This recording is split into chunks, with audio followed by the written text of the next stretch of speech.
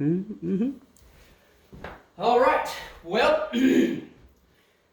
as the church knows, we have sought to understand clearly what is going on right now with COVID, with the situation, and all the effects of it.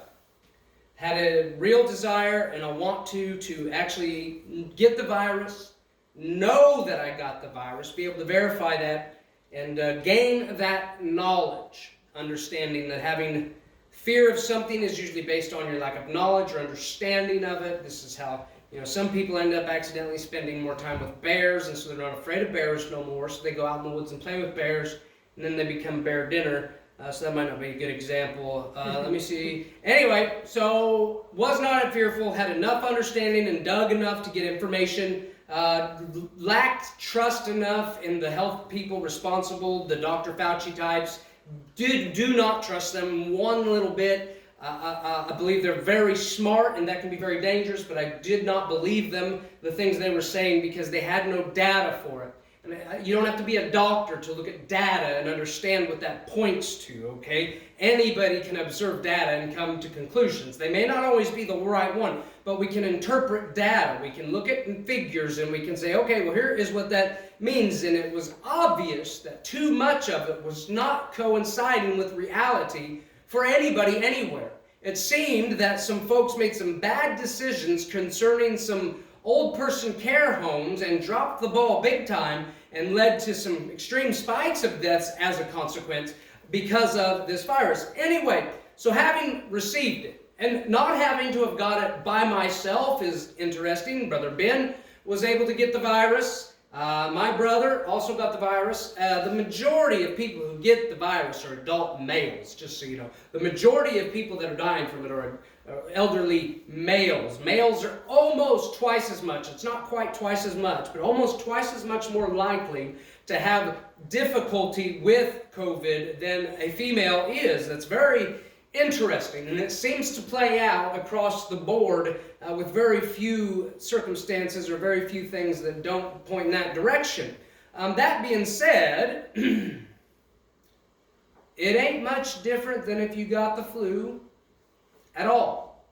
I knew it was different than from when I normally get sick. I usually get sick every year for a little bit during the summer, and I knew that it was different, and therefore, as the leader of a church and the one responsible for people gathering together, if they choose to do that, obviously, and then also having an event coming up where we would be in contact with people and there'd be food involved, I wanted to make sure that I wouldn't be in that circumstance, because one thing I don't want to be is accused of something and allowing ignorance and foolishness to be the result of other people's lives being interfered with. That is not my goal, though I did want to get the virus. So, got the test.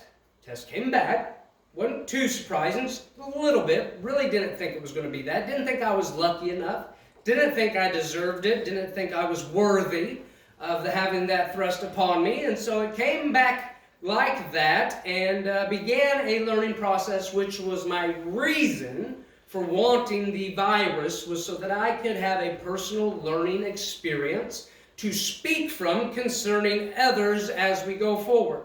We're going to need some leaders in these upcoming days, and they're going to have to be leaders that actually understand what's going on and have close personal experience with the threat at hand. Therefore, every day was used as a demonstration, as a study, as a science experiment to test different aspects of it, different things in treatment, just following obvious health rules of taking zinc and taking it easy and drinking lots of fluids. Had a few nights that were somewhat iffy, difficulty breathing, heaviness on my chest. That's the part that gets a lot of people if they've got any other issues, if they've got any other illnesses that their body is already contending with. When it adds that load to somebody that's already having a difficult time maintaining heart rate, aspiration levels, oxygen levels, that seems to be where this virus is able to break down the elderly who have other issues.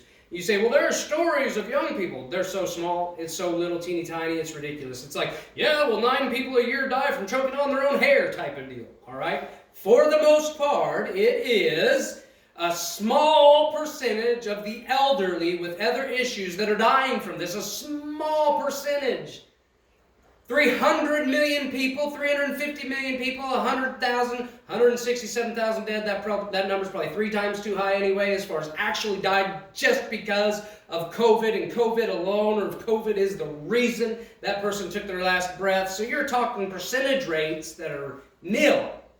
That being said, the whole process allowed us to realize how few people around us knew anything about the virus. They thought they had understanding based on what they believed already to be bad information from the professionals. They said they don't believe what they're being told by these professionals. They say it's just a Marxist takeover, and they have weaponized the virus to seduce the world and to take away everything from them, yet they still base their understanding of these things off what they've heard. And what the news media and the professionals are trying to get us to think is, this is the scariest thing you've ever seen in your life, and you better change everything about the way you live, or you're going to be responsible for people dying. Well, you tell that to most people, they'll be like, I don't want to be responsible for people dying. I'll do whatever you tell me I got to do so that I'm not responsible for people dying. Never before has there been an opportunity for them to be able to point fingers at people who have so little to do with people dying, and yet blaming them for people dying. Based on no knowledge. Nobody knows anybody that has the virus. They haven't sat on the phone and talked with somebody who had the virus and went through them step by step on what that meant to them and to their life.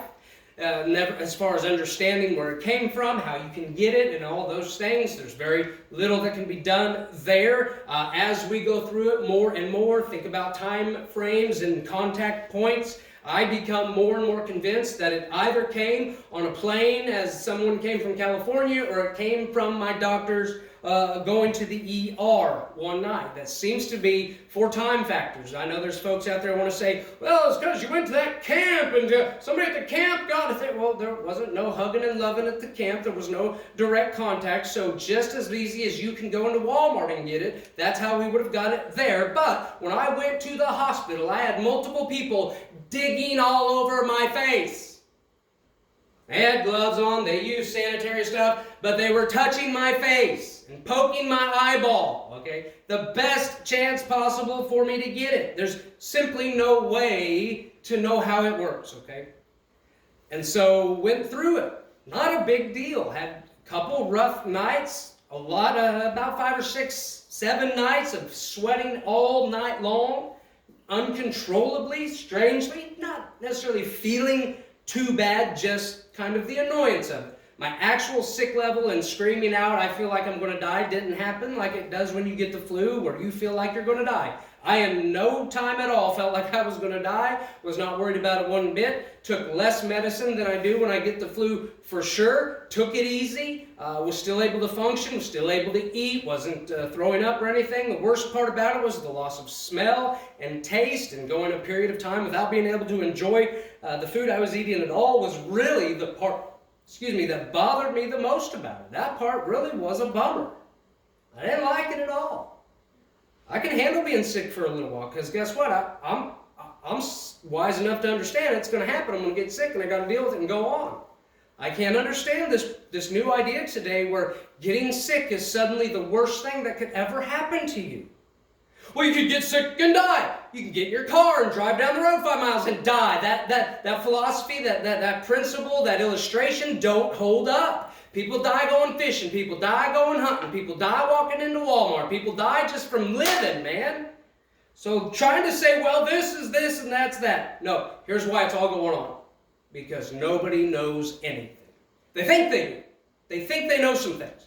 They don't even realize they've not had any personal relationship with somebody who's had the virus. And you say, well, they're out there. I've got to believe they are, right? I ain't heard from many of them.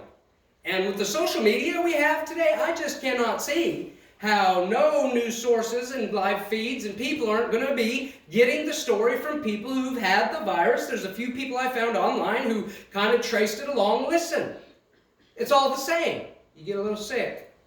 It's kind of rough for a few days. They call you every day. Every day they ask you what your symptoms are. They continually ask you a few certain questions about those symptoms, and then they use that to determine a certain point to which they say, okay, well, by this point, you will be fine. No testing, nothing. It's as simple as this.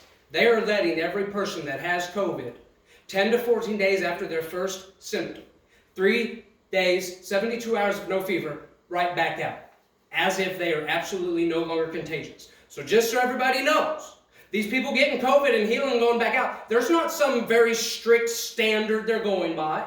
There's not somebody from the hospital making sure paperwork is done and that everything is clean and clear. They're not making sure and going in and getting another test, analyzing it closely, so that when you go back out into the population, you're no longer at risk. That's how none of them are done. That is not how it works. They simply say, this period of time with lessening symptoms, this period of time with no fever, you're good to go. And that's how it works, folks, okay? So you'd probably be more scared if you think it's a big deal, but I'm here to tell you, I had some people living in my house with me, eating the same food. I mean, living in the same house. I isolated some, but I didn't put up a heavy plastic sheathing and not leave my room for 2 weeks. I can tell you that much. I still socialize with my family and enjoy doing things with my family, and guess what? None of them got sick like I did. I can promise you, if they would have tested, they would have tested positive.